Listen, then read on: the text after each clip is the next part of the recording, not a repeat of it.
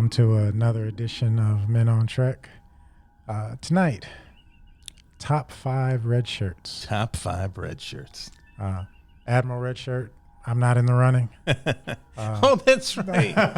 Honorable mention. I would prefer top 5 ooh-wee, but We'll get there. We'll get there. We'll get there. We'll get there. We'll get banned. ooh-wees come first. We'll get banned another day. I tried to work it in, but you wouldn't let me. Back with Captain Jake Palpatine and Captain Daystrom. Gentlemen, quick one this time, I think. Top 5 red shirts. Now, after much debate, what do we say when we're talking about a red shirt?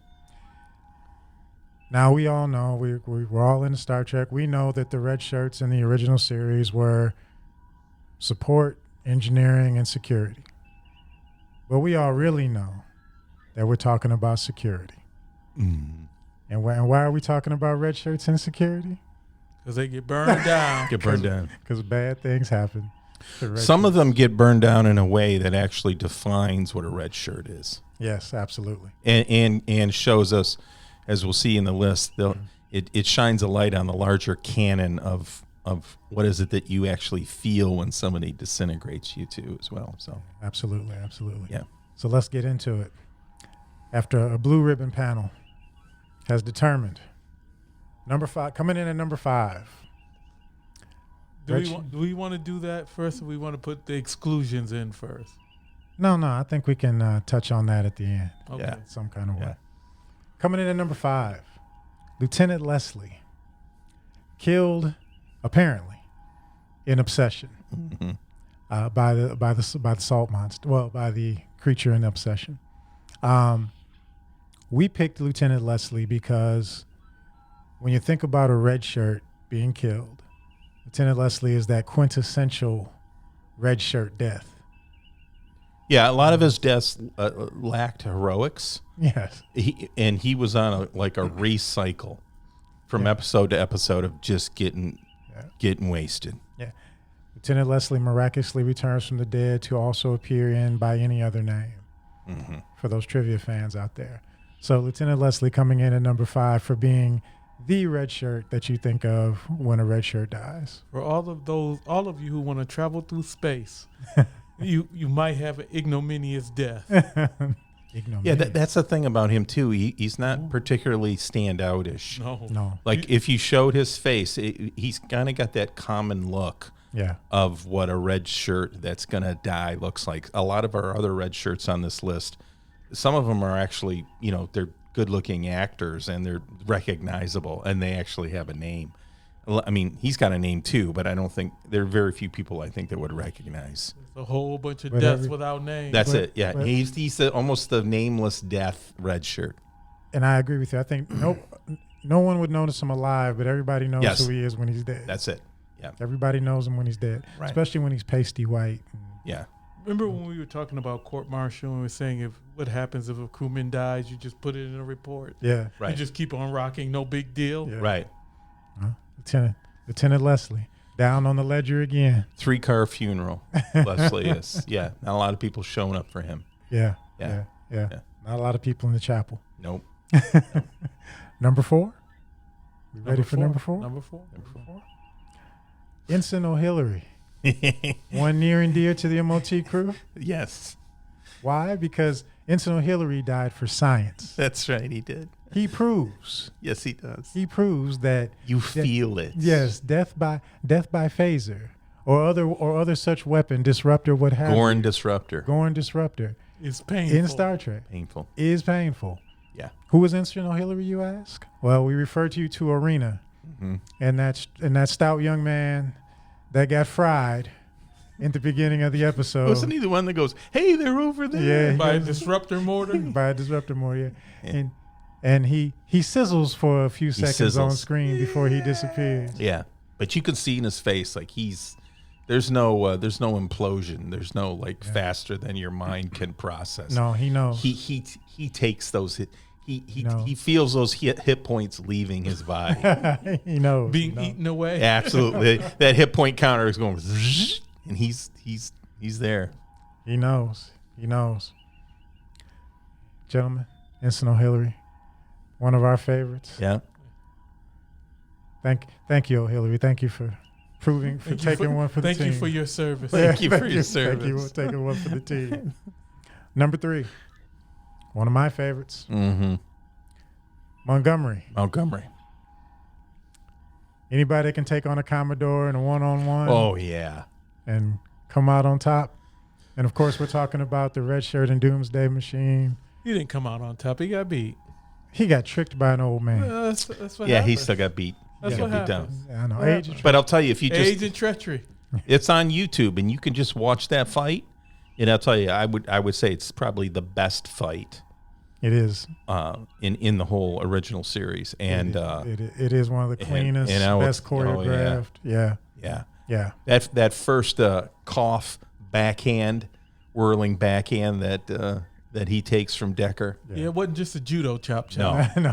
No, it was a beating. No. But I'm always going to say it. Up until that point, Montgomery's giving the old man a run for his money. Yes, he is. Yeah. Montgomery's like, old man, don't try it. You're going to the brig, like the boss said, until he has a moment of sympathy. Yep. He has a moment. He's like, oh, did I hurt you, old man? And then he gets a beating. But it also goes to show you the level of the original series captains. Yes. Because Decker's probably at least 20 years older than this guy. Yeah. At least. Yeah, he's an admiral. He's a one-star admiral. He's a Commodore. But I'll tell you, man, when Montgomery's squaring up off of him and everything, you're like, oh, man, this is it. Yeah. Well, you initially think Decker's going to go down like a sack of potatoes. Well, yeah, Montgomery puts a good whooping on him at first, but he underestimates Decker's resilience. His treachery. Because, he was playing off Decker's pretend like he's hurt, leaning up against the wall. He comes up and gives him the rib shot. Right. He played right into what Montgomery thought. Yeah. What Decker was doing. Yeah. All right. But quintessential, like height, weight, muscular, tight fitting, knows his stuff. I don't think there's any real shame in, you got beat down. Right. Plus, bragging rights. If he lived through this, he'd be sitting in a bar someday going like, Decker got a piece of me, but I'll tell you, I smacked that old man a fresh one, man. I went toe to the toe with a Commodore. I did. How many guys in the fleet that beat up on a Commodore and didn't and stayed in Starfleet? Yeah. Number 2. And there should be fireworks or something, but wow. You see, go ahead, hit the phasers. Or no, the damage. Yeah. Coming in at number 2, our man Galloway. Any of you who've been following MOT for a while may be shocked that he's not number 1. Yeah. And maybe he should be. In one universe, he probably should be. In one universe, he would be. He would be. But unfortunately, there is an alternate universe. There's 2 universes in the original canon. Yes, there is. Yes, there is. There absolutely is. But Galloway turns out to be the quintessential poster child for the red shirts. Yep. He is always on my landing party. Always. I don't care where I'm. If I'm just going into Starbase to check in, I'm taking Galloway with me. Give me Galloway and Montgomery. I'll go anywhere. Give me Galloway and Montgomery. I'll go anywhere. Absolutely. But played by actor David Ross. Shout out to David Ross. Mm-hmm. Appears in 9 episodes as Galloway, Johnson, and unnamed red shirt in the background, but always a red shirt. Always that big guy you want behind you with a phaser in his hand. Yeah. And I think it was in one of the episodes, was it the one with the Taste of Armageddon? Yeah. Where he's handling business. Oh, yeah. He's handling much business. Yeah. Along with one of my honorable mentions. Yeah. And, of course, what does it take to get Galloway out of the rotation? Captain Tracy. I mean, if that's a feather in your hat. Yeah, the man that beat the taste out of Kurt's mouth. Yeah, that's right. Yeah. If you have to be on the casualty list, have Captain Tracy as your cause of death. And Tracy knew. I don't think that necessarily Tracy burnt him down. Yeah, he did. I don't think it was necessarily because he was wounded. He came in there and Galloway was reaching for the phaser. He knew of anybody that he had to get rid of, it was going to be Galloway. Yeah, I got to burn this young pup down. That's right. Yeah. Tracy said, "That's a big boy. I'm not fighting him." Oh yeah. And I'll tell you, if he hadn't had a comm put a spear through him when he came through that door, I don't think the episode would have continued very long. Yeah, I think Tracy would have been apprehended at that moment. Yeah. All right. Number one. Coming in at number one. Drum roll. Phaser fire. Mirror Universe Security Chief Sulu. Yes. Ooh. Now calm down. I know. Calm down. There's going to be a lot of controversy here. Mirror Universe Sulu is the red shirt. The red shirt. He's security chief. Outside of Kirk himself, he runs the ship. Runs the ship. Runs the ship. Scotty can't even get in engineering without permission from Security Chief Sulu. Locks out controls, has guys killed, decides who goes in the ag booth or not. Now I'm gonna be a devil's advocate for this top 5. Okay. And most people will say, hey, he's not part of the original crew, the original canon. But he is. He appears in the original episodes just from an alternate universe. Right.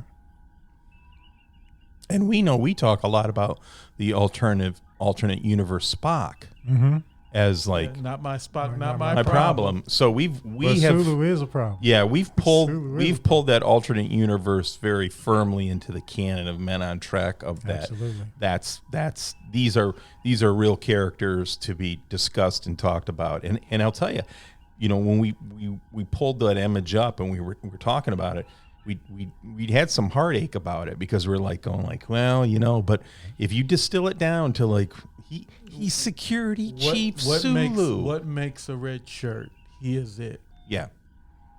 And he does end up dead. Doesn't he? No, they knock him out. They knock him out. They do let him. Well, Kirk punks him real bad in sick bay. Pulls him across the bed and just chops him, and he's out. I guess in my brain, do you let a guy like that live after you're going to take over the ship? Well, that was Spock's problem. That was Spock's problem. It was not my Spock's problem. It's not my Spock's problem. But Sulu did show up with a group, and they all got Tantalus Field. That's true. Everybody but Sulu. Everybody but Sulu. But when you see Sulu there with his scar, he's got his knife, his dagger out. He's got his decorations, red shirt, agonizer prominently displayed.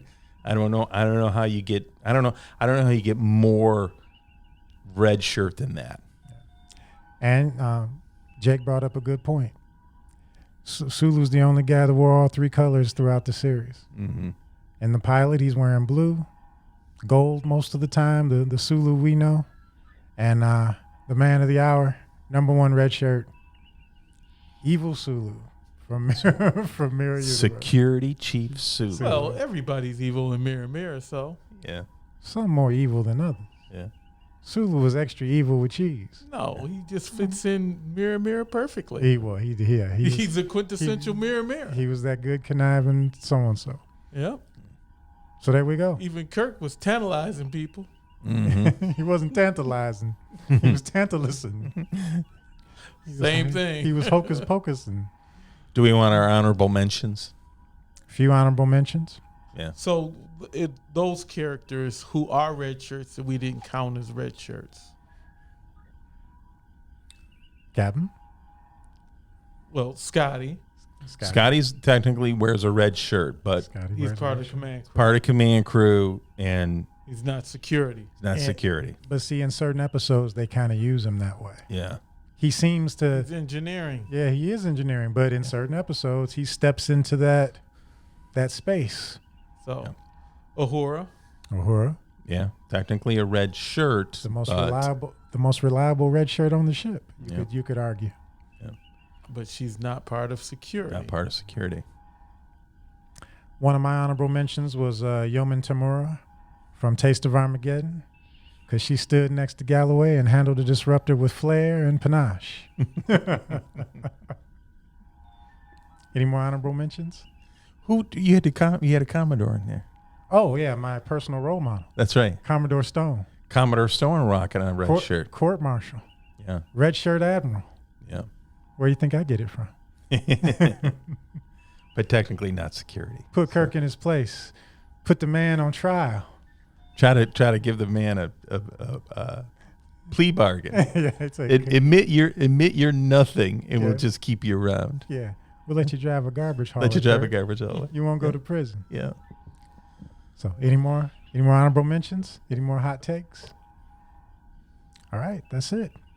This has been Men on Trek's top 5 red shirts. Like, comment, and subscribe. Post hate mail down below. Feel free to disagree, but this time you're wrong. Nope, you will agree and like it. Daystrom's so democratic like that. Yeah, I'm like Sulu. I'm part of that alternate reality starship. Oh yeah, we know. We don't believe in democracy. We believe in the iron grip of the Federation. Grip of the Federation. Oh yeah. Golden rule. Our ways. Do unto my enemies before they do unto me. He that has the gold makes the rules. Yep, there it is. Raise your agonizers and a toast to Captain Daystrom. And this has been another quick Men on Trek top 5.